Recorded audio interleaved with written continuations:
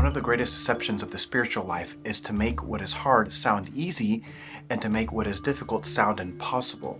This is a case with purgatory and indulgences. We have been deceived into thinking that indulgences are simply an easy way to get into heaven. The greatest mystic of purgatory tells us otherwise. In light of this, I want to share with you the warning that she gives us and what we can do to make indulgences a more integral part of our spiritual life. Before we do this, I want to invite you to my daily rosary. Every day at 9 p.m. Central Standard Time, there's about 40 to 60 of us that pray. We always pray for the intentions of the Pope at the end of the rosary so that we can possibly obtain a plenary indulgence every single time that we pray, since one of the ways that we can do that is by praying the rosary in a group. And the other is different ways that you can support this channel. The main way is through Buy Me a Coffee. I will put a QR code that you can scan right here if you're watching this on a TV or on a tablet, or you can go directly to the website to be a one-time supporter or to support on a monthly basis. Here is the warning straight from the book Fire of Love by St. Catherine of Genoa. Now, just a little bit about this book. This book really ties into some of her spiritual teachings. At some point, she was, so to speak, going through purgatory herself on earth. She was spiritually experiencing this purgation. She talks about it in a book where she gives her spiritual teachings, and then the Fire of Love is her mystical experience of seeing what the souls in purgatory go through.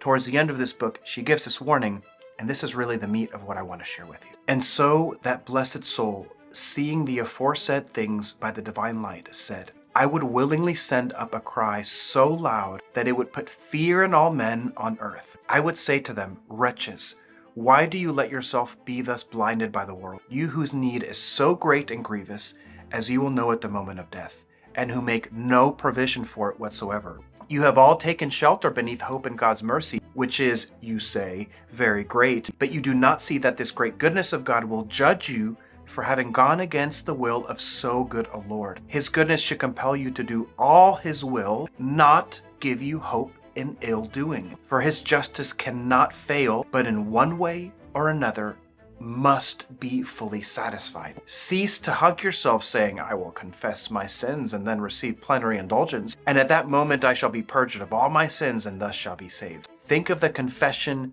and the contrition that are needed for that plenary indulgence, so rarely achieved that if you knew, you would tremble in great fear, more sure that you would never win it than that you ever could. So in the same way that it is foolish for you to think that you can get a full scholarship just by filling out an application, so let's not say for college, it is foolish for us to think that we can just get a plenary indulgence and have all our sins wiped out. No, we must lead lives of holiness. And if we were to take advantage of plenary indulgences, what can we do? Here's my advice. You need to bring to prayer and to the Lord the following question. Lord, what sin am I attached to that keeps me from receiving the full benefit of this great gift of indulgences? Lord, what are the sins that I'm attached to? Reveal this to me. Not only is this good for the sake of receiving indulgences, but it will also greatly impact your spiritual life. If you remove this attachment to those sins, you will be on the path to becoming a saint, and you will become an effective deliverer of souls in purgatory.